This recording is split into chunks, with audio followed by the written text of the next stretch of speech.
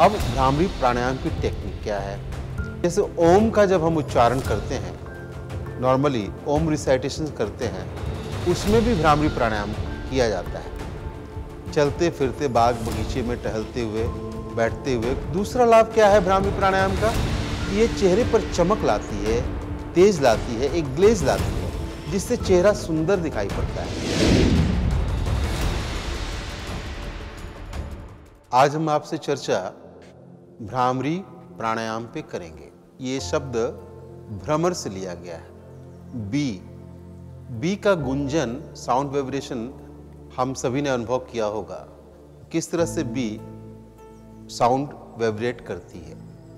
तो ये प्राणायाम हम उस तरह से करते हैं जैसे बी की ध्वनि, भ्रमर की ध्वनि निकलती है।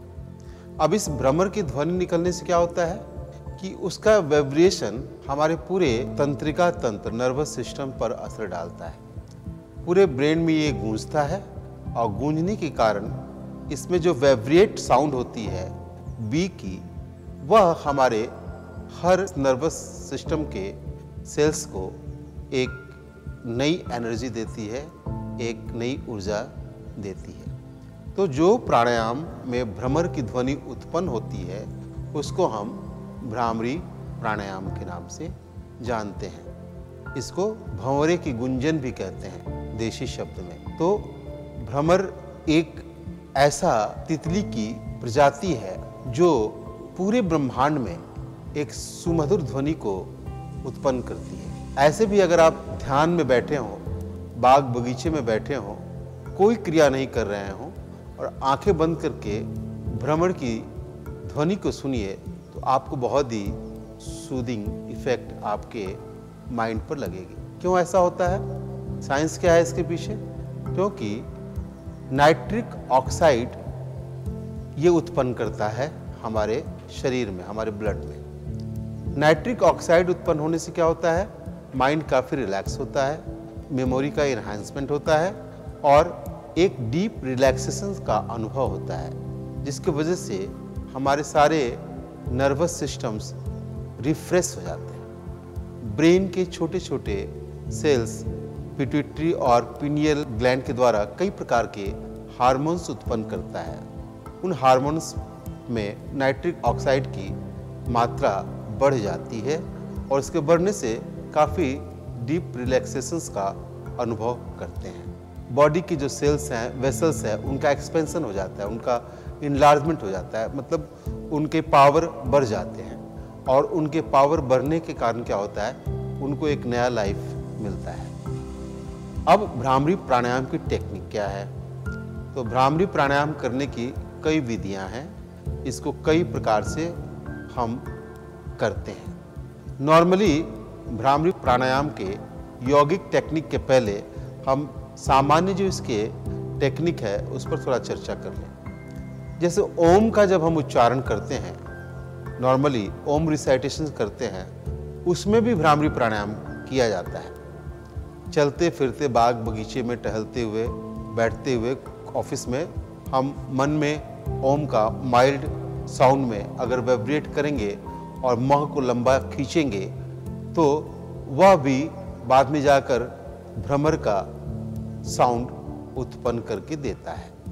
तो इस तरह से ओंकार को भी हम भ्रामरी प्राणायाम में शामिल करते हैं। दो प्रकार की ये हैं। एक तो जब हम ओंकार बोल के करते हैं और मुंह को लंबा खींचते हैं और कान को बंद रखते हैं, होंठ से साउंड नहीं करते हैं, बल्कि साउंड इस तरह से करते हैं कि होंठ जिसमें लिप्स का मूवमेंट नहीं के बराबर रहता है, तो वह भ्रामरी प्राणायाम कहलाता है। दूसरा है मेंटल स्तर पर भी हम ओंकार रिसाइटेशन करते हैं, जिसमें ध्वनि कुछ नहीं निकलती है, लेकिन अंदर में हम भ्रमर की ध्वनि का अनुभव करते हैं मेंटल लेवल के स्तर पर जाकर। उसको हम हायर लेवल का भ्रामरी प्राणायाम करते हैं। अब है कि भ्रामरी प्राणायाम का यौगिक टेक्निक क्या है। जो योग टेस्ट है हठ प्रदीप का या घृण संहिता में भ्रामरी प्राणायाम किस तरह से किया जाता है, उसकी टेक्निक क्या होती है, ये आज हम आपको बताते हैं। पद्मासन में बैठ जाइए। पद्मासन में बैठने के बाद आंखें बंद कर लीजिए, दोनों दांतों को आपस में मिला लीजिए जीभ को शांतावस्था में रखिए, लिप्स को बंद कर लीजिए। उसके बाद कान को हम मध्यमा उंगली के द्वारा बंद करते हैं और बाकी की जो पहली और दूसरी उंगलियां हैं उसको आंख के ऊपर रखते हैं। या इसका दूसरा टेक्निक ये भी है कान बंद करने का कि हम अंगूठे के द्वारा कान को बंद करते हैं, दोनों कान को। उसके बाद हमारी जो दूसरी, तीसरी और चौथी उंगलियां हैं उसको हम आंखों पर रखते हैं और छोटी जो उंगली है उसके द्वारा हम नाक को आधा बंद करते हैं। तो हम ये मुद्रा अपनाते हुए गहरी सांस लेते हैं। गहरी सांस लेने के बाद हम क्या करते हैं कि हाफ नाक को बंद करते हैं और अंगूठे से कान को बंद करके और हमिंग करते हैं। इस तरह के हमिंग करते हुए आंख बंद करके हम जितना लंबा हो सकता है उतने लंबा हम इस ध्वनि को उत्पन्न करते हैं और उस ध्वनि में डूबने का प्रयास करते हैं। उसमें इस तरह से लीन हो जाना है ताकि वो सिर्फ ध्वनि रह जाए, आप नहीं। तो जब इस तरह से हम उसमें लंबे समय तक उस ध्वनि को सुनते हैं तो वो फिर हमें एक डीप रिलैक्सेशन देती है, मानसिक तनाव को कम करती है। इस तरह से यह क्रिया हम रिपीट करते हैं 5 मिनिमम, मैक्सिमम 10 बार और लंबे समय तक इसको हम करते हैं। करने के बाद फिर हम थोड़ी देर तक आंख बंद करके ध्यान लगाते हैं और ध्यान में जाने का प्रयास करते हैं। भ्रामरी प्राणायाम करने से फायदे क्या हैं? एक तो जिस व्यक्ति को कम सुनने की आदत है ढंग से सुनने लग जाता है, और जिस व्यक्ति की याददाश्त कमजोर है उसकी याददाश्त की पावर बढ़ जाती है। भ्रामरी प्राणायाम का सबसे बड़ा गुण है मेमोरी इनहैंसमेंट। ये मेमोरी को इंक्रीज करती है और आपके मानसिक बल यानी माइंड पावर को भी ये बढ़ाती है। जिस व्यक्ति की इच्छा शक्ति कमजोर है, दुर्बल है, जिसको कम सुनाई पड़ता है, जिसकी याददाश्त छोटी छोटी चीज़ों में भूलने की आदत है, वो अगर भ्रामरी प्राणायाम करते हैं तो उनको इसका बहुत ही लाभ मिलता है। दूसरा लाभ क्या है भ्रामरी प्राणायाम का कि ये चेहरे पर चमक लाती है, तेज लाती है, एक ग्लेज लाती है, जिससे चेहरा सुंदर दिखाई पड़ता है।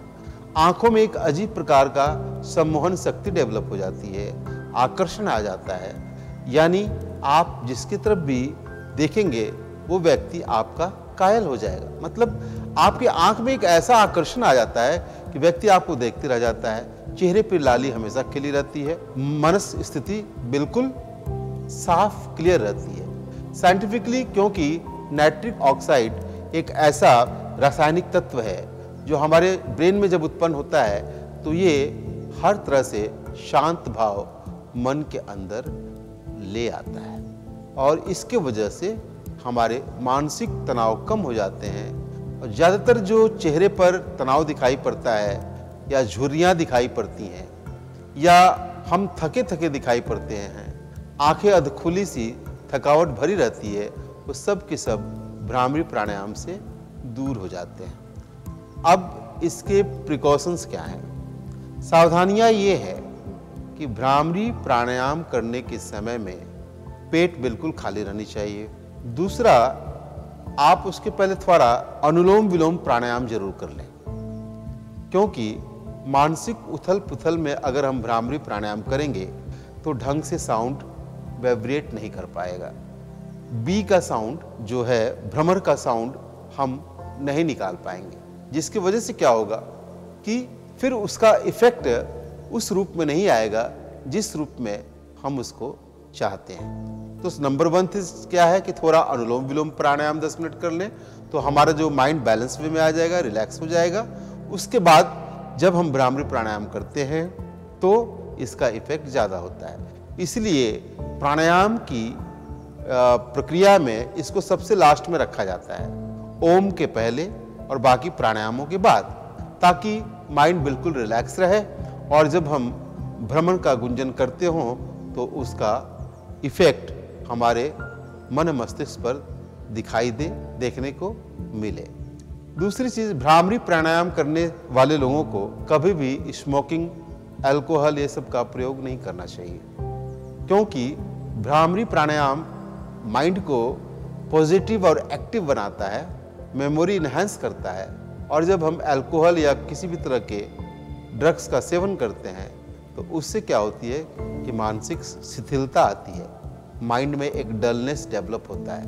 वो भ्रामरी प्राणायाम के साधकों को उससे बचना चाहिए। तो ये कुछ प्रिकॉशंस हैं जिनको हम लेकर भ्रामरी प्राणायाम कर सकते हैं और उसका लाभ जो है हम अपने आप में ले सकते हैं। हर ब्रेन का सेल्स, हर ब्रेन का नर्व्स, ये पूरा चार्ज हो जाता है भ्रामरी प्राणायाम से।